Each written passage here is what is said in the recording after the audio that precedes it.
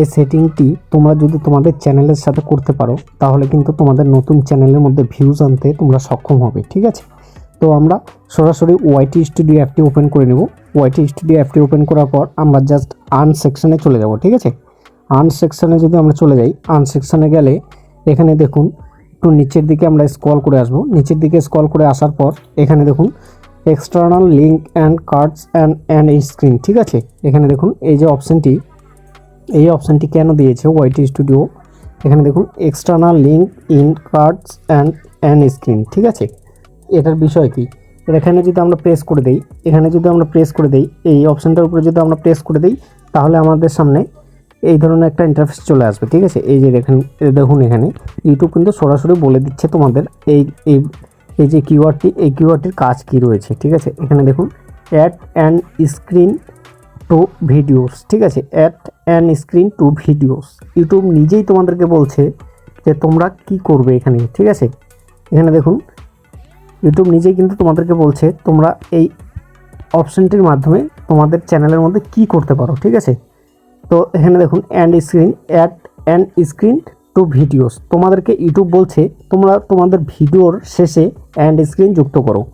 And screen can be added to the last 5 থেকে 20 second. ঠিক আছে, 5 থেকে 20 সেকেন্ড মানে ইউটিউব বলছে তোমাকে তুমি যে ভিডিওটা আজকে আপলোড করেছো সেই ভিডিওটার 5 থেকে 20 সেকেন্ড, ভিডিওটা শেষ হওয়ার 5 থেকে 20 সেকেন্ড আগে তোমাকে একটা অ্যাড স্ক্রিন তোমার ভিডিওর মধ্যে অ্যাড করতে হবে। মানে তোমার নিজস্ব ভিডিওই, যে ভিডিওগুলো তোমাদের মানে বন্ধ হয়ে গেছে, ভিউজ আসা বন্ধ হয়ে গেছে, সেই ভিডিওগুলো পপুলার ভিডিওর এন্ডে বা পপুলার ভিডিওর শেষে যদি তোমরা সেই ভিডিওগুলো, যে ভিডিওগুলোর ভিউজ আসা বন্ধ হয়ে গেছে সেই ভিডিওগুলো যদি দিয়ে দাও, সেক্ষেত্রে কিন্তু তোমার যে ভিডিওগুলো ভিউজ আসা বন্ধ হয়ে গেছে সেই ভিডিওগুলোর মধ্যে কিন্তু পুনরায় ভিউজ আসা শুরু হয়ে যাবে। ঠিক আছে, এটা কিন্তু ইউটিউব বলছে অ্যান্ড স্ক্রিন লাগানোর জন্য। You can use them to promote other video. ঠিক আছে, আদার ভিডিওস মানে এখানে ইউটিউব বলছে তোমার নতুন ভিডিও, মানে তোমার নতুন ভিডিওর সাথে পুরাতন ভিডিওগুলো, যেগুলো ভিডিওর মধ্যে ভিউজ আসা বন্ধ হয়ে গেছে সেই ভিডিওগুলোকে প্রমোট করো। ঠিক আছে, ইউটিউব নিজে থেকেই বলছে। Increase viewers to subscribe and more, মানে সেই ভিডিওগুলো থেকেই তোমার কিন্তু সেই ভিডিওগুলো থেকেও কিন্তু তোমার সাবস্ক্রাইবার গেইন হতে পারে তোমার চ্যানেলে।